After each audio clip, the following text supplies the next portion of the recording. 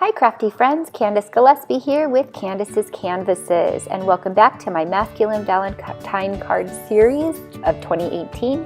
This is card 6. Supplies used, as well as my social media links and my mailing address, are all in the description box below.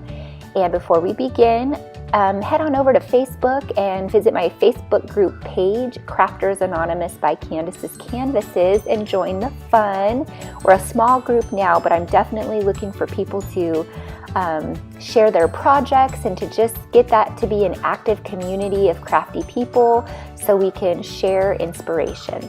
Okay, for this card, I have a card panel for an A2 size card base. This panel measures 5 1/4 by 4 inches. I have this Honeycomb Stencil. I think this is a Recollections from Michaels. It's a pretty thin stencil. I've linked in the description bar below a similar stencil that, because I don't know if this one's available, but the one in the description bar is very similar, and I'm guessing that it's a little bit thicker and sturdier than this one. Anyway, I'm using some distress crayons from Holtz, and I am using a couple different techniques. The first technique with it is rubbing it on my fingers and smudging it in. The second is using the tip directly down into the stencil pattern, and it leaves you some chunks and it leaves a darker outline. You'll see that in the finished pictures below.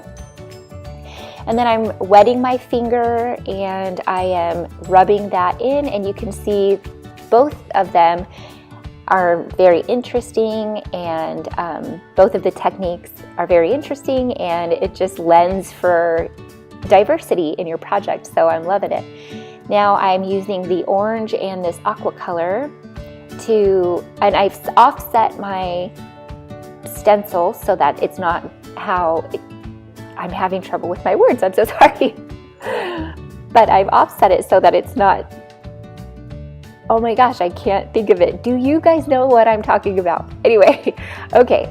So then I smudged some crayon on my Ranger craft mat here, and I rubbed it along the edges. And here you can see how I offset it, so it doesn't follow the same pattern. I offset it. So I did that again, and then I used the distress crayon. Oh man. To add in some of the orange there. I do have these also linked in the description bar below. This set, I know there's a few, and I've decided I want to get the other sets. This is some distress paint, and this was my very first distress item from Holtz product I ever purchased, and I never knew how to use it, and I'm glad that I kept it, because look at, you just add distressed feel and texture, and I love all the different distressing products. There's the distress inks and the crayons and the markers and this paint, and it's really cool. So I'm just adding that in here. You can see that my stencil is off grain again, and that's just adding layers. And then this is my inside card panel, and you can see that I just used it to bring the outside pattern to the inside. And I'm using this smudge distress crayon with some water spritzed into it to distress the edges there. And then this is a stamp set from the Stamps of Life, and I'm going to use this mug, and this is just some watercolored paper. I made this for a different card tutorial, and I had it sitting on my desk, and I thought it would be a good pattern, and it totally matched all the colors. And I did this technique by spraying some different distress ink sprays onto my craft mat and dipping it in there. I'll link the video down below for which card that I used this technique for, so you can see how I made that background. So I just stamped that on there, and then I'm using the dies that come with the Stamps of Life card stamp and die kit. I do subscribe to their monthly Die Hard subscription. I'm not affiliated with them, other than I buy I'm not affiliated actually with any company. Although that is one of my goals for 2018, to be on a design team. So if you know of any, my problem right now is I don't have an active blog until sometime in March, so I'm hoping to get on one. That'd be fun. I think I need to have my blog going. So I just used my little finger, like, what is that called, the knuckle craft knife there, to cut out that mug handle part. I have these letter stencils. These are very inexpensive. These will also be linked in the description bar below. And I really like these because this is a masculine card and these letters are very blocky and they feel masculine to me when you don't jazz them up to make them feminine. You know what I mean? So I just put on this mug hot. Then I'm just using this old Stampin' Up marker. It's really almost out of ink. It's very dry, but I'm just using the life out of it to color that in. You can see in the finished pictures below that I left it so that it looks like it's kind of, I left some highlight spots on it so that it looks like it's kind of glistening. And then I used a Sharpie marker to make those little accents. And then I cut out a lot of me sticking these little tiny, I don't know what I was thinking, using those tiny ones. I should have used the thicker puffy tape, but I don't know why. You know, sometimes you just got to make it fun for yourself. So then I'm taking the little steam die and I'm going to die cut that real quick. And once those are die cut, I'm going to take some gray distress ink and I'm going to give those a little tint so that they're not stark white.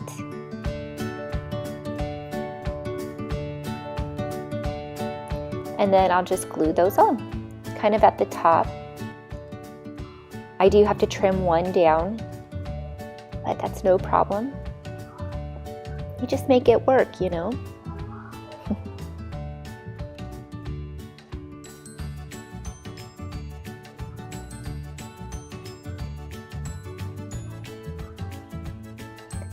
Once that's done, I am going to make my own sentiment, and it's going to say, "Hey, hot stuff." So I tried to make it kind of a rugged font. I don't have the best lettering skills, but I'm fine with that.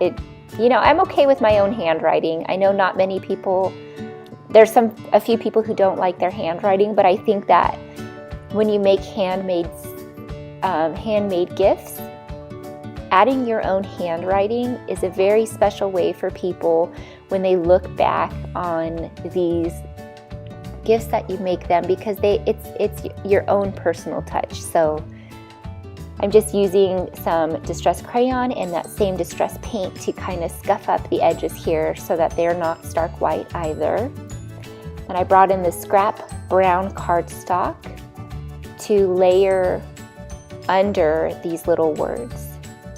So if you're wondering what is in my fine liner bottle, it is a PVA glue. The link to this fine liner bottle as well as the glue will be in the description bar below. Once those are glued on, I'm going to cut them out, leaving a tiny border, maybe about a 1/16 of an inch border. I do have a link also for these Tim Holtz scissors. These are amazing scissors. They are self-sharpening. One blade is serrated, one is the straight blade. The handles are flexible, so when you're fussy cutting, it moves with your fingers, where I was just using another pair of scissors this afternoon, fussy cutting some stuff, and it left an indent and it left my thumb a little bit sore. So these scissors are amazing. They're non-stick too, so you could cut like double-sided tape or things like that with them, and it doesn't goo up your scissors. All right, back to the alphabet stencil. I'm going to write on the inside, "Be mine," and the "mine," I'm just kind of starting in the middle of the letter of the word so that I can make sure that it's mostly centered. I'm going to bring in the little design I wrote around the hot on the mug. I'm going to bring that in also to the sentiment on the inside. Time to glue, just using some ATG on there. I always have issues with my ATG tape staying aligned on my runner. This is my second one. I threw away the first one. I was so frustrated at it, but I thought maybe it was that one. So I gave it another chance. Let me know if you guys have any tips on your tape runner, how if you could keep it on there. Mine just keeps rolling off. Anyway, gluing that on there. Okay, and that is card number 6 for my 2018 Masculine Valentine Day card series.